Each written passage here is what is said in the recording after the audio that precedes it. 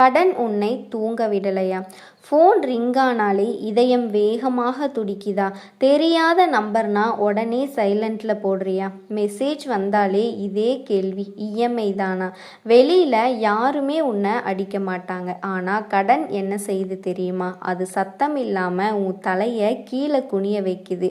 அதுவும் கனவுகளை குறைக்குது. அதுவும் தைரியத்தை சுருக்குது. அதுவும் பேச்சையே மாற்றுது. நீ முன்னாடி சிரிச்சவனா இருந்தா இப்போ சிந்திக்கிறவனா மாறிட்டியா?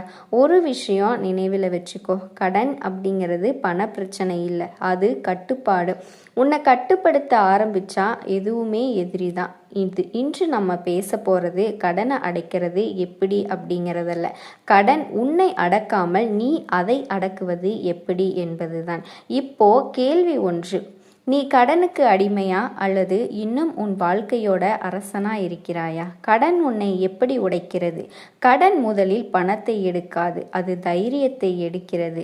நீ கவனித்துப் பார். கடன் இருக்கும் பொழுது நீ பெரிய முடிவுகளை எடுக்க மாட்டாய். புதிய முயற்சி செய்ய பயப்படுவாய். புதிய இடம் போக தயங்குவாய். யாராவது பணம் பற்றி பேசினாலோ சும்மா இருப்பாய். ஏன் தெரியுமா? உன் உள்ளே ஒரு சத்தம் வரும், நீயே கடன்ல இருக்க, இதுதான் மன அடிமைத்தனம். ஒரு மனிதனை அடிமையாக்க கட்டுப்பாடு போதும். கடன் அந்த கட்டுப்பாட்டை தருகிறது. ஆனால் இங்கேதான் திருப்பம். கடன் உன்னை அடிமையாக்க முடியாது. நீ ஒத்துக்கொண்டால் மட்டுமே முடியும். விதி எண் 1, பயத்தை உடை. முதலில் உண்மையை நேராக பார். நீ கடனில் இருக்கிறாயா? அது உண்மை. ஆனால் அதனால் நீ முடிஞ்சிட்டேன்னு அர்த்தமில்லை. நாம் செய்யும் பெரிய தவறு என்ன தெரியுமா? நாம் கண்களை மூடுகின்றோம். பார்க்காம இருந்தாதான் மனசு சாந்தமாக இருக்கும். இல்லை, பார்க்காமல் இருந்தால்தான் அது பெருசாகும். இன்று ஒரு பேனா எடு, ஒரு வெற்று காகிதம் எடு, எல்லா கடனையும் எழுது.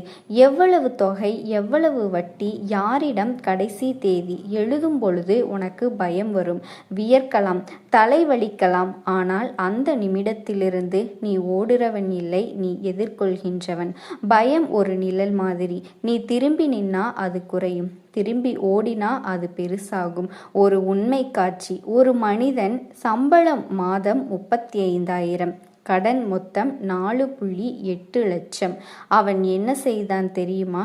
முதலில் 6 மாதம் அவன் பயந்தான். பிறகு ஒரு நாள் முடிவு செய்தான். அவன் எல்லா கடனையும் எழுதினான்.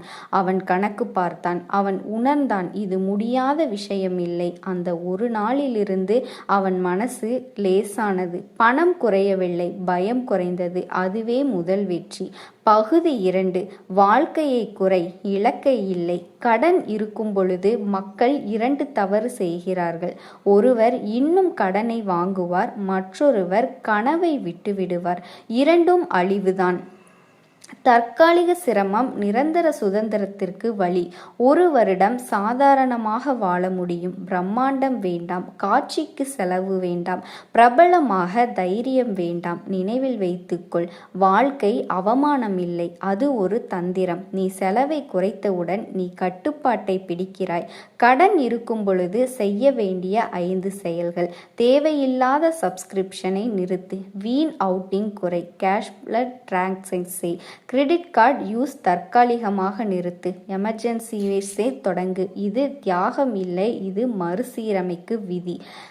விதி எண் 3, வருமானத்தை உயர்த்து. கடனை அடைக்க வேகமாக வழி செய். செலவு குறைதல் மட்டுமில்லை, வருமானம் அதிகரித்தல். சம்பளம் குறைவுன்னு சொல்றவன் ஒரு வழியிலேயே நிற்கிறான். எனக்கு எப்படி அதிகப்படுத்தலாம் என்று கேட்கிறவன் புதிய கதவை திறக்கிறான். நீ என்ன கற்று இருக்கிறாய்? எந்த ஒரு விஷயத்தையும் டிசைனிங் பண்ணு. Delivery, digital service, small reselling. இரவு 2 மணி வரை ரீல்ஸ் பார்ப்பதை 1 மணி நேரம் ஸ்கில் லேர்னிங்காக மாற்று. 1 வருடம் கழித்து நீ வேற மனிதனாக இருப்பாய். மனநிலை மாற்றம். கடன் இருக்கும் பொழுது நீ விக்டிம் மாதிரி யோசிக்காதே, வாரியர் மாதிரி யோசி. என்னிடம் பிரச்சனை இருக்கிறது, இது ஒரு நிலை. நான் தீர்வு தேடுகிறேன், இது ஒரு முடிவு. விதி எண் 4, அவமானத்தை எரிபொருளாக்கு. கடன் கடன் இருக்கும் பொழுது மக்கள் பேசுவார்கள், அது நிச்சயமாக நடக்கும். அவர்கள் சொல்வார்கள், அவன் நிலை பாத்தியா, அவனால ஒண்ணுமே முடியாது. இந்த வார்த்தைகள் உன் மனசை குத்தும். ஆனால் கேள், அவமானம் ஒரு ஆயுதம். நீ உடைந்தால் அது உன்னை கொல்லும், நீ உழைத்தால் அது உன்னை உயர்த்தும். ஒரு நாள் அதே மனிதர்கள் உன் மாற்றத்தை பார்த்து அமைதியாக நிற்பார்கள். பகுதி 3. சாணக்கிய தந்திரம். அமைதியான முன்னேற்றம். கடன் அடைக்கும் பொழுது உன் போராட்டம் வெளியில் தெரிய வேண்டிய அவசியமில்லை. அமைதியாக உழை, அமைதியாக சேமி, அமைதியாக உயரு. ஒரு பெரிய சத்தமில்லாமல் ஒரு வாழ்க்கை மாறலாம். இயர் 1. செலவு கட்டுப்பாடு. சைடு இன்கம் ஆரம்பம். மாதம் 10,000 ரூபாய் கூடுதல். இயர் 2. சைடு இன்கம் 25,000 ரூபாய். பாதி கடன் முடிவு செய். செல்ஃப் கான்ஃபிடன்ஸ் திரும்பியது. Year 3. Debt clear. Emergency fund 3 மாதம். இன்வெஸ்ட்மெண்ட் தொடக்கம். இந்த மாற்றத்தில் எல்லாம் பணம் உன் கைகளில் நிச்சயமாக இருக்கும். ஏதாவது வாங்க வேண்டும் என்றால் 24 மணி நேரம் காத்திரு. அந்த 24 மணி நேரத்தில் அது தேவையா ஆசையா என்று உனக்கு தெளிவாகும். இந்த ஒரு பழக்கம் உன் வாழ்க்கையை மாற வைக்கும். கடன் சுழற்சியை உடைக்கும்.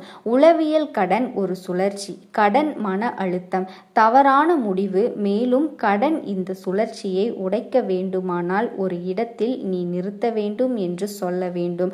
அந்த நிறுத்து என்பது புதிய கடன் எடுக்காத முடிவு. நீ கடன் அடைக்க முயற்சி செய்கிறாய், ஆனால் கிரெடிட் கார்டு ஸ்வைப் செய்து கொண்டே இருந்தால் அது கசிந்த குடத்தில் தண்ணீர் ஊற்றுவது போல தற்காலிகமாக சிரமம் ஏற்று கடன் சுழற்சியை நிறுத்து. பணத்தை மதிக்க கற்றுக்கொள். நீ கவனித்திருக்கிறாயா? கடன் இல்லாத போது நாம் பணத்தை மதிக்க மாட்டோம்.